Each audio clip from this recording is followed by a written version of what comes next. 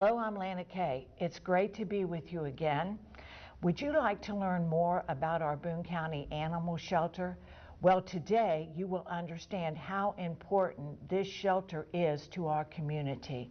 Let's meet our guest, Colleen Bray. Welcome to the program, Colleen. Thank you for having me, Lana Kay. Now, Colleen is the newly appointed Director of the Animal Care and Control, and this appointment follows a competitive national search. 40 applicants were reviewed from 5 states, and Colleen, our very own Boone County girl, got the appointment. I'm so glad about that, Colleen. Thank you. And I appreciate the fact that you have held many positions at the shelter before becoming director. So how long have you been affiliated with the shelter? Not just the director, but with the shelter. I actually started working for the shelter in the late 90s as an animal control officer. Okay. And then I was out of the field for quite a while, and I came back to the shelter in 2010 as a part-time kennel technician. That was the only position that was open, so I wanted to get back into the field. Within 2 years, I was back working full-time as an animal control officer. And when our sergeant retired 2 years ago, I was promoted to sergeant, which leads us to today. That is so great. Now, tell us about a few of those. What do the other positions entail? We have our control officer. Do we have a someone that only euthanizes, or is that shared? The Boone County Animal Shelter we have 2 veterinary technicians, licensed veterinary technicians that take care of the daily care and medical needs of our animals. Okay. And we have 3 assistant veterinary technicians. Okay. So they take care of most of the daily care and needs of the animals as far as medical needs, and a lot of times the euthanasia if that is needed. If it is needed. Absolutely, and they work directly under some of our area veterinarians that donate some of their time to us. Oh, great. Colleen, let's talk about a very important grant that we received, the Joni Bernard Foundation. Along with Target Zero. We want to put them in because it's sort of a collaboration there. And this will improve our feline euthanasia rate, hopefully. So tell us about it, and has it worked? It's been in effect now, last year. Absolutely. Okay, talk to us about it. So that process kind of started in 2015. Target Zero, on behalf of Joni Bernard Foundation, came in and looked at the entire northern Kentucky area. Okay. And we sort of utilized the Northern Kentucky Area Development District, so we looked at 8 northern Kentucky counties within that district. And the Joni Bernard Foundation was interested in knowing how a sort of a large-scale community grant would work. And since they focus on felines, that really helped us out with regionally our euthanasia rates with cats. So it's kind of exciting. We just did receive a report that kind of culminated what our efforts did. And in 2014, there were 5,188 cats were euthanized in our area shelters. Okay. And this is just northern Kentucky. Okay. So 66% of the cats had to be euthanized that came into the shelters. Since the grant went into effect, and the grant targets outdoor cats that basically they might have caretakers, but they don't have somebody providing veterinary care for them. They're not spayed or neutered, so they're just reproducing. And in 2017, our numbers dropped by 88%. So the euthanasia rate has dropped by 88%. 88%, that's fantastic. Yes. I know you're pleased. Oh, we're so thrilled. And we're seeing, we also saw a drop in our intake. So the cats that are coming into the shelter to be housed and cared for, that is also dropping. So it's working. So it is working. Yes. What a wonderful thing. Now, Colleen, like you said, some are feeding animals, but that's about all. So they've got some help. So then if they were able to trap that animal somehow, put some food in a carrier or something and bring them over, then would you take care of it and we would bring them back and release just so they didn't have any more babies? Yeah, each situation is a little bit different, and we try very hard to determine what's best for the animal in that situation. Some cats have been living outdoors their entire life and have had very little interaction, human interaction. And for those cats, it would be it's very frightening and stressful to then be brought into the shelter. And then we know now that there is an increased susceptibility because stress brings on upper respiratory infection, and in order to cut all that down, we will do population control in place. I see. So it all there's different situations, and you evaluate and decide what's best for this animal. That is terrific. Now let me ask you. I know you know cats are my favorite. I love all animals, but you know everybody's kind of got their fave. And my mom always said there's nothing like a putty cat, and I believe it.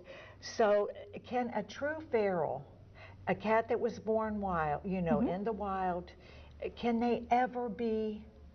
I have some I feed, and I see them out there. They wait for the food till I go back in, then they eat. But if I open that door, they are gone. So can they ever become domesticated? There's a period of time when they're kittens that you can get some of that feral out of them. It's all about becoming comfortable.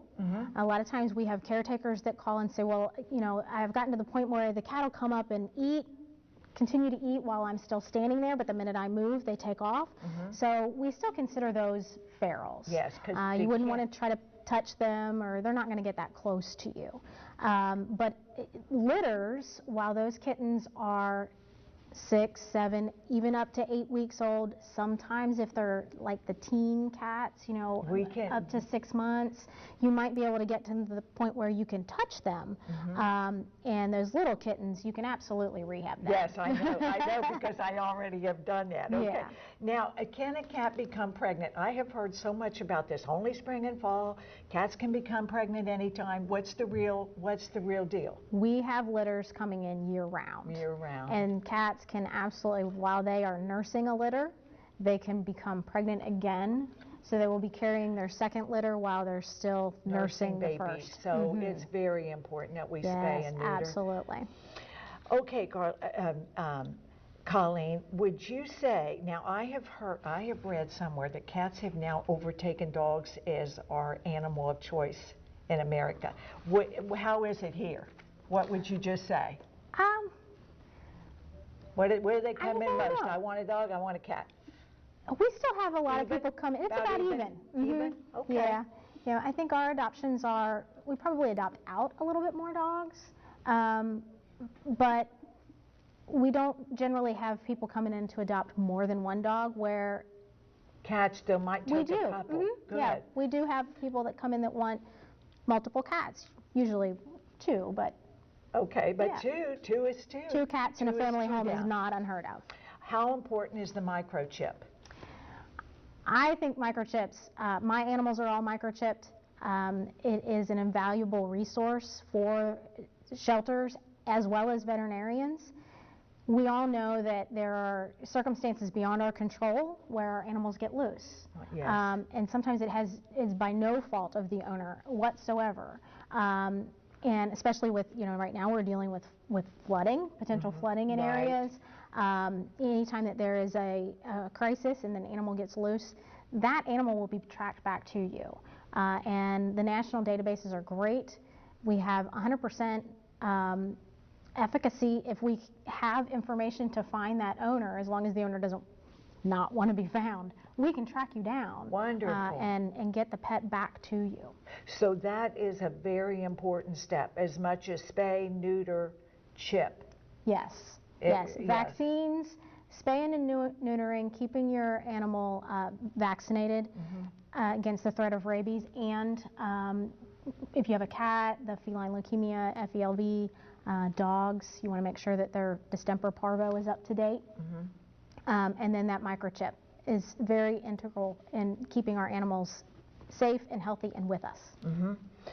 So sometimes now, you know, since like I've told you, Colleen, I've always had cats, And I want you to address for us, because it's very important that you understand everything that goes, the dedication, the responsibility of owning an animal.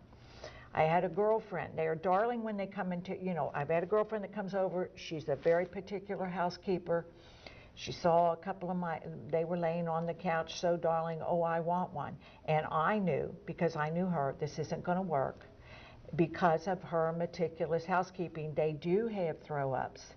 They do have accidents. I want you to tell our viewers how important it is to understand what we're taking on here when they come over, because you don't want them to come back, and I know that's happened. Yeah, we absolutely want our animals to leave and go into their forever homes, and that's forever. It's very important that people do the research. I am a big dog person. I love big dogs and big dogs.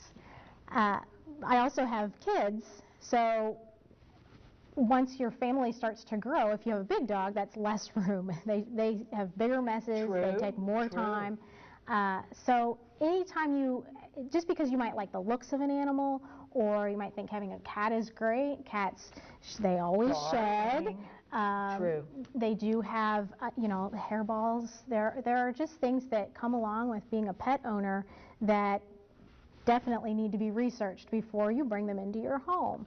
And our staff are trained to really act as adoption counselors, and if you come in and you say, I'm looking for a specific breed of dog or a specific color of cat, I want a long-haired cat, they're probably going to first ask you, they're going to show you what we have, but they're also going to start asking you, do you live in an apartment? Do you have a yard? Do you want an indoor animal or an outdoor animal? How many kids do you have? So that we can sort of try to help you find the animal that's going to fit into your home and become a part of your family. Right, that is great that they understand. Now I want to read something that just to encourage you in case you've never had one.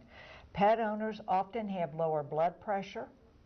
They have less anxiety than those without companion animals. Recent studies have found that babies, this is incredible, that are brought up from baby with an animal in the house are significantly less likely to develop allergies to dogs and cats, dust mites, grasses, and pollens. Now, why is that? Probably because their immune system, as they developed, this must be it, they got used to that. That was part of their immune system built up to the to what we consider allergies. Right, no longer seen as the body doesn't see that as a foreign body. Exactly. So isn't that a good thing to know? Because that can be lifelong. And on the emotional side, pets offer social supports that can help people through difficult situations, such as the stresses of growing up, divorce, losing a job, death of family member. Dogs and cats also improve people's self-esteem by offering unconditional love. They teach people how to care. They do, and they're always there for you. And my kids do. I have wonderful kids, and they always, say hello when I walk in the door, but my dog and my cat are the first ones to greet me. They hear the car come in the driveway, so they're at the door as soon as I walk in, and never, my cat's a little testy sometimes. He gets in a bad mood, but my dog is always happy to see me, regardless of what happened during my day. Yeah, right. Absolutely. And that makes you feel so warm and fuzzy, you're coming home to that love. And, I've had cats my whole life. My mother loved them, I love them, my sister loves them, and they're all very different. Absolutely. I feed a cat I adore, and he prefers my husband. Now, I feed this cat, but he loves him. So we've had cats that were very smart, Colleen. We've had them that were very dumb. We've had them that were getting emotionally sort of upset. They are like people. They have different range of emotions, and sometimes that can just be lifelong. We've had brave ones, we've had scared ones, and they all were babies with us.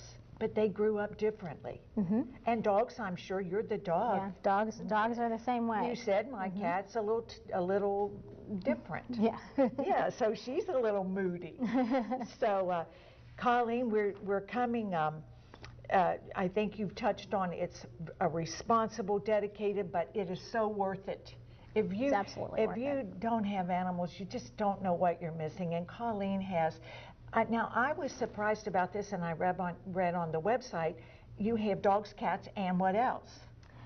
Oh, we are an open admission shelter, so sometimes we have rabbits, we might have guinea pigs, occasionally we have potbelly pigs, that is a reality now, chickens, you name it, we've picked it up, and if we've picked it up and we can't find its owner, we're going to be looking for an outlet for it, so you never know what you might find. So Boone County Animal Shelter. This is great to know, Colleen, because I don't know that people do. I didn't realize. I thought dogs and cats, end of story. But whatever that you can take, you will. Yes. If their owner give ups, if people sometimes end up in situations that they can't keep their animals, and we're sensitive to that. Sometimes we have to offer resources if we are full or it's a particularly busy time of year. We will try to help you out as much as possible, provide some food, a little assistance in that interim before we have enough room to take them in, or if they're particularly large animals, we have had people call and say, we have some horses and we can no longer keep them. We'll try to get you in contact with rescues that can take them. But you never know what you might find there. So this is just great. So just come over, and take a look. You may fall in love with something over there that you never really thought. Right. Would I really want a feral? Could that be possible? Maybe, could I ever really love? But then when you see them, something can click. I've had that happen, where I said, this pretty darling, Oh, I think we hear it all the time and see it on our Facebook page a lot, that somebody came in the shelter looking for one thing, but they feel that the animal picked them. I've heard that. This was not what we were looking for, but this is now a family member. I've heard that. Colleen, is there anything that you want our viewers to know as we're running out of time and beginning to close? Can you think of anything to... I would really encourage everybody to visit their local animal shelter. We have some really great resources in Northern Kentucky, and you need to utilize those. If you're looking for a pet, visit them, see what they have available. We are open Monday through Saturday. The kennels are open from noon until 6, Monday through Friday, and we're there from 10 until 4 on Saturdays, and we love having visitors. Great, great. Colleen, thank you for being with us today. We are much more informed about our Boone County Animal Shelter and other tips you've given us. So her contact information will follow. You've been listening to Colleen Bray, Director of our animal shelter here in Boone County. And this is for Charlie. I forgot to add my ending to last week's show, and he called me on it. He's my brother-in-law, and this is for Charlie and all of our other viewers. Be happy, keep smiling, and I'll see you soon.